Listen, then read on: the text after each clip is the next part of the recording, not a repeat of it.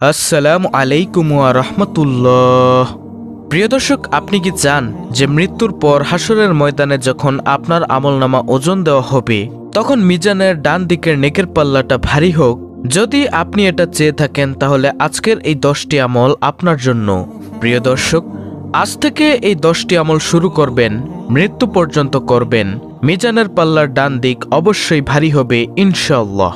তাই আসুন প্রিয় দর্শক, আজকের ভিডিও থেকে আমরা এই 10টি আমলকে সুন্দরভাবে শিখে পরবর্তীতে আমরা সব সময় এই 10টি আমল করব ইনশাআল্লাহ ইনশাআল্লাহ। তাহলে চলুন একে একে প্রত্যেকটি আমলের সাথে আপনাদেরকে পরিচয় করিয়ে দিই। প্রিয় দর্শক, আজকের ভিডিওর শ্রেষ্ঠ 10টি আমলের মধ্যে সর্বপ্রথম আমলটি হলো ইয়া যাল জালালি ওয়াল ইকরাম এর জিকির করা। আপনি রাস্তা দিয়ে হাঁটছেন, বসে আছেন, শুয়ে আছেন, কোনো কাজ নেই, যে কোনো অবস্থাতেই থাকেন না কেন প্রিয় দর্শক, ইয়া যাল জালালি ওয়াল ইকরাম এই জিকিরটি অব্যাহত রাখুন। এই ইয়া যাল জালালি ওয়াল ইকরাম জিকিরটির অনেক ফজিলত, কারণ নবীজি সাল্লাল্লাহু আলাইহি ওয়াসাল্লাম দেখলেন এক ব্যক্তি মোনাজাতের মধ্যে ইয়া যাল জালালি ওয়াল ইকরাম বলে দোয়া করছেন। তখন নবীজি সাল্লাল্লাহু আলাইহি ওয়াসাল্লাম ওই ব্যক্তিকে বললেন, তোমার আজকে যা মনে চায় তা তুমি মহান মালিকের দরবারে চেয়ে নাও, কারণ আল্লাহ রাব্বুল আলামিন তোমার সকল দোয়া কবুল করে নিবেন দোয়ার মধ্যে এই ইয়া যাল জালালি ওয়াল ইকরাম এর জিকির করার কারণে। সুবহানাল্লাহ, আল্লাহু আকবার। তাই প্রিয় দর্শক, যদি চান দুনিয়াতে আপনার দোয়াগুলো কবুল করুক, এছাড়া যদি চান আল্লাহ রাব্বুল আলামিন হাসরের ময়দানে আপনার মিজানের পাল্লার ডান দিক ভারী করে দিক, তাহলে অবশ্যই ইয়া যাল জালালি ওয়াল ইকরাম এই জিকিরটি অবশ্যই করবেন ইনশাআল্লাহ। দর্শক, দ্বিতীয় নম্বর আমলটি হলো হাসবুনাল্লাহু ওয়া নি'মাল ওয়াকিল, নি'মাল মাওলা ওয়া নি'মান নাসির। অর্থ হলো আল্লাহ তাআলাই আমাদের জন্য যথেষ্ট, তিনিই হলেন উত্তম কর্মবিধায়ক, আল্লাহ তাআলাই হচ্ছেন উত্তম অভিভাবক এবং উত্তম সাহায্যকারী।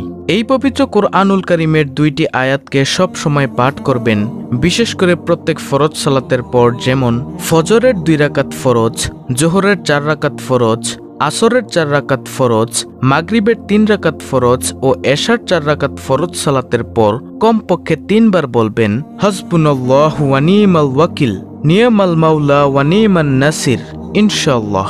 তৃতীয় নম্বর আমলটি হলো রাদিতু বিল্লাহি রাব্বা ওয়া বিল ইসলামি দিনা ওয়া বি মুহাম্মাদিন সাল্লাল্লাহু আলাইহি ওয়াসাল্লামা নাবিয়্যা ওয়া রাসূলা। অর্থাৎ আমি আল্লাহ তাআলাকে রব হিসেবে, ইসলামকে দিন হিসেবে এবং নবী মুহাম্মদুর রাসূলুল্লাহ সাল্লাল্লাহু আলাইহি ওয়াসাল্লামকে নবী হিসেবে পেয়ে সন্তুষ্ট। রব্বুল আলামিন বলেন, আমি সেই বান্দাকে জান্নাতের উচ্চ স্থান দান করব। সুবহানাল্লাহ। এবং যে ব্যক্তি এই দোয়াটি সব সময় আমল করবে মৃত্যু পর্যন্ত, রব্বুল আলামিন তাকে কবরের জিন্দেগিতে তার সওয়াল জবাব সহজ করে দিবেন। আল্লাহু আকবার। প্রিয় দর্শক, চতুর্থ নম্বর যে আমলটি সেটি হলো প্রত্যেক ফরজ সালাতের পর আয়াতুল কুরসি পাঠ করা।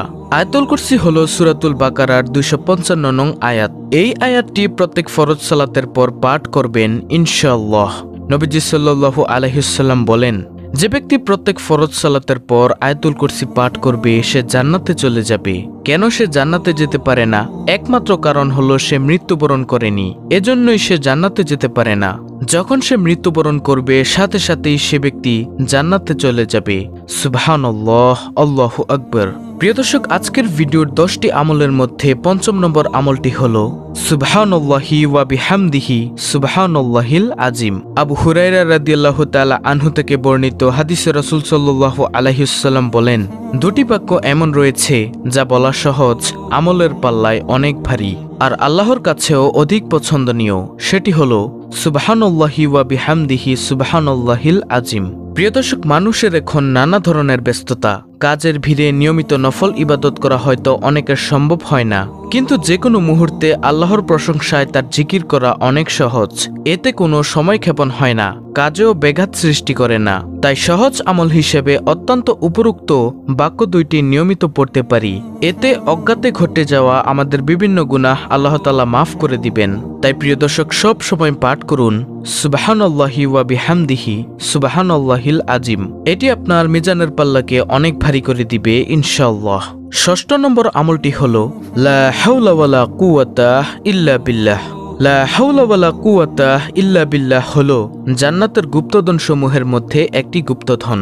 আব্দুল্লাহ ইবনে আমর রাদিয়াল্লাহু তাআলা আনহু বর্ণনা করেন, রাসূলুল্লাহ সাল্লাল্লাহু আলাইহি ওয়াসাল্লাম বলেছেন, পৃথিবীর বুকে যে ব্যক্তি বলে লা ইলাহা ইল্লাল্লাহু ওয়াল্লাহু আকবার ওয়ালা হাওলা ওয়ালা কুওয়াতা ইল্লা বিল্লাহ, তার অপরাধগুলো ক্ষমা করে দেওয়া হয় যদিও তা সাগরের ফেনারাশির মতো পরিমাণ হয়। সুবহানাল্লাহ। এর অর্থ হলো আল্লাহ তাআলা ছাড়া কোনো উপাস্য নেই, আল্লাহ সুমহান, আল্লাহর সাহায্য ছাড়া পাপ মুক্তির কোনো পথ নেই, আল্লাহর সাহায্য ছাড়া ইবাদতের কোনো শক্তি নেই। এটি একটি গুরুত্বপূর্ণ বাক্য। এর ফজিলত ও সওয়াব অনেক বেশি। যখন মানুষ নিজের সক্ষমতার বাইরে কোনো পরিস্থিতি ও কাজের মুখোমুখি হয় যা সম্পাদন করা তার উপর কষ্টসাধ্য হয়ে পড়ে, তখন এই বাক্যটি পড়তে হয়। এছাড়া শয়তানের কোনো প্রতারণা ও আক্রমণ থেকে বাঁচার জন্য এই দোয়াটি পড়া হয়। এটি পাঠ করে দোয়া করলে দোয়া কবুল হয়। বাড়ি থেকে বের হওয়ার সময় পাঠ করলে নিজেকে হেফাজত করা যায় এবং শয়তান দূরে সরে যায়। তাই প্রিয় দর্শক, যদি চান জান্নাতের গুপ্তধন পেতে, যদি চান মিজানের পাল্লা ভারী হোক, তাহলে সব সময় পাঠ করুন লা হাওলা ওয়ালা কুওয়াতা ইল্লা বিল্লাহ। 7 নম্বর আমলটি হলো সুবহানাল্লাহি ওয়া বিহামদিহি 100 বার পাঠ করা। প্রতিদিন সকাল সন্ধ্যায় 100 বার এই জিকির করা, সুবহানাল্লাহি ওয়া বিহামদিহি। এর অর্থ হলো আমি আল্লাহর প্রশংসা ও পবিত্রতা ঘোষণা করছি।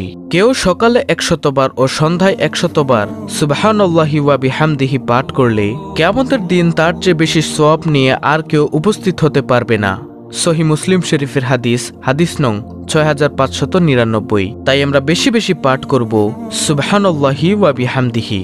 প্রিয় দর্শক, তারপরে 8 নম্বর আমলটি হলো সুবহানাল্লাহ কমপক্ষে 33 বার পাঠ করা।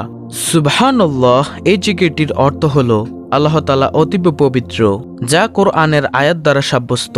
হযরত আব্দুল্লাহ ইবনে আব্বাস রাদিয়াল্লাহু তাআলা আনহু বর্ণনা করেন, এই বাক্যটির অর্থ হলো আল্লাহ তাআলা পবিত্র, অর্থাৎ আল্লাহ তাআলা যাবতীয় মন্দ ও সকল প্রকার দোষ ত্রুটি থেকে সম্পূর্ণ পবিত্র। একবার হযরত উমর রাদিয়াল্লাহু তাআলা আনহু হযরত আলী রাদিয়াল্লাহু তাআলা আনহুর নিকট প্রশ্ন করেছিলেন, আমরা লা ইলাহা ইল্লাল্লাহ এর অর্থ জানি, কিন্তু সুবহানাল্লাহ এর তাৎপর্য কি? তখন হযরত আলী রাদিয়াল্লাহু তাআলা আনহু জবাব দিয়েছিলেন, আল্লাহ তাআলা এই বাক্যটি নিজের জন্য পছন্দ করেছেন, তিনি এই বাক্য দ্বারা সন্তুষ্ট হন। এই বাক্যটির জিকির আল্লাহ তাআলার মহান দরবারে অত্যন্ত পছন্দনীয়। হযরত সাদ ইবনে আবি ওয়াক্কাস রাদিয়াল্লাহু তাআলা আনহু বলেন, আমরা রাসূলুল্লাহ সাল্লাল্লাহু আলাইহি ওয়াসাল্লামের নিকট ছিলাম। তিনি বললেন, তোমাদের কোনো ব্যক্তি প্রত্যেকদিন 1000 নেকি অর্জন করতে সক্ষম কি? তন্মধ্যে একজন বললেন, আমাদের মধ্যে কোনো ব্যক্তি কিভাবে 1000 নেকি অর্জন করবে?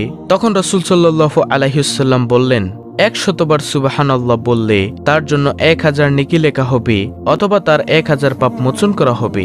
মুসলিম শরীফের হাদিস, মিশকাত শরীফের হাদিস। পরিশেষে আল্লাহ তাআলার পবিত্রতা বর্ণনা করেছেন ফেরেশতারা, যার বাস্তব শিক্ষা কোরআনে কারিমে তুলে ধরা হয়েছে। রাসূলুল্লাহ সাল্লাল্লাহু আলাইহি ওয়াসাল্লামের হাদিস দ্বারা ফজিলত বর্ণনা করা হয়েছে। সুতরাং প্রিয় দর্শক, অনেক ছোট বাক্য সুবহানাল্লাহ এর জিকির অত্যন্ত জরুরি। আল্লাহ তাআলা মুসলিম উম্মাহকে সকাল সন্ধ্যায় এই জিকির করার তৌফিক দান করুন, আমিন। তাই প্রিয় দর্শক, যদি চান মিজানের পাল্লা ভারী হোক, তাহলে সব সময় পাঠ করুন সুবহানাল্লাহ। 9 নম্বর আমলটি হলো আলহামদুলিল্লাহ এর জিকির করা। আলহামদুলিল্লাহ শব্দের অর্থ সমস্ত প্রশংসা মহান আল্লাহর জন্য। যে কোনো উত্তম, আনন্দময় ও শুভ খবরে ভালো কিছুর জন্য এটি বলা হয়ে থাকে। পছন্দনীয় কিছু দেখলে বা শুনলে আলহামদুলিল্লাহ বলতে হয়। হাদিসে আছে, আল্লাহর মহত্ব বর্ণনা ও প্রশংসার জন্য আলহামদুলিল্লাহর চেয়ে উত্তম বাক্য আর নেই। তিরমিজি। হাদিসে আলহামদুলিল্লাহকে সবচেয়ে উত্তম দোয়া বলা হয়েছে। মহানবী সাল্লাল্লাহু আলাইহি ওয়াসাল্লাম বলেছেন, সর্বোত্তম ফজিলতপূর্ণ বাক্য লা ইলাহা ইল্লাল্লাহ এবং সর্বোত্তম দোয়া আলহামদুলিল্লাহ। তিরমিজি। মহানবী সাল্লাল্লাহু আলাইহি ওয়াসাল্লাম আরও বলেছেন, আলহামদুলিল্লাহ আমলের পাল্লাকে পূর্ণ করে দেয়, আর সুবহানাল্লাহ ও আলহামদুলিল্লাহ শব্দ দুটি আসমান ও জমিনের খালি জায়গা পূর্ণ করে দেয়। মুসলিম। প্রিয় দর্শক, আজকের ভিডিওর সর্বশেষ 10 নম্বর আমলটি হলো নবীজি সাল্লাল্লাহু আলাইহি ওয়াসাল্লামের উপর যে কোনো দুরূদ পাঠ করা। আপনি যে কোনো দুরূদ পড়তে পারেন, যেমন দুরূদে ইব্রাহিম, যেটা আমরা নামাজের মধ্যে পাঠ করে থাকি, অথবা সবচেয়ে ছোট দুরূদ সাল্লাল্লাহু আলাইহি ওয়াসাল্লাম। রাসূল সাল্লাল্লাহু আলাইহি ওয়াসাল্লামের নাম শুনলে দুরূদ পড়া তার প্রতি ভালোবাসার নিদর্শন। রাব্বে করিম রাসূলের প্রতি দুরূদ পাঠের নির্দেশ দিয়ে পবিত্র কোরআনে ইরশাদ করেছেন, নিশ্চয়ই আল্লাহ নবীর প্রতি রহমত নাজিল করেন এবং তার ফেরেশতারাও নবীর জন্য রহমতের দোয়া করে। হে মুমিনরা, তোমরাও নবীর প্রতি রহমতের দোয়া করো এবং তাকে যথাযথভাবে সালাম জানাও। সূরা আহজাব আয়াত নম্বর 56। অন্য হাদিসে রাসূল সাল্লাল্লাহু আলাইহি ওয়াসাল্লাম ইরশাদ করেছেন, যে ব্যক্তি আমার প্রতি একবার দুরূদ পাঠ করে আল্লাহ তাআলা তার প্রতি 10 বার রহমত বর্ষণ করেন, তার 10টি পাপ ক্ষমা করে দেন এবং তার মর্যাদা 10 গুণ বৃদ্ধি করে দেন। নাসাই শরীফের হাদিস। রাসূলের প্রতি দুরূদ পাঠকারী ব্যক্তি কিয়ামতের দিন রাসূলের কাছেই থাকবে। এ সম্পর্কে হযরত আব্দুল্লাহ ইবনে মাসউদ রাদিয়াল্লাহু তাআলা আনহু থেকে বর্ণিত হয়েছে, তিনি বলেন, রাসূল সাল্লাল্লাহু আলাইহি ওয়াসাল্লাম ইরশাদ করেছেন, কিয়ামত দিবসের লোকদের মধ্যে ওই ব্যক্তি আমার অধিক নিকটতম হবে যে ব্যক্তি তাদের মধ্যে আমার প্রতি বেশি বেশি দুরূদ পাঠ করবে। তিরমিজি। তো প্রিয় দর্শক, এই হলো মিজানের পাল্লা ভারী করার মোট 10টি আমল। আল্লাহ রাব্বুল আলামিন আমাদের সকলকে মিজানের পাল্লা ভারী করার এই 10টি আমল করার তৌফিক দান করুন। আমিন।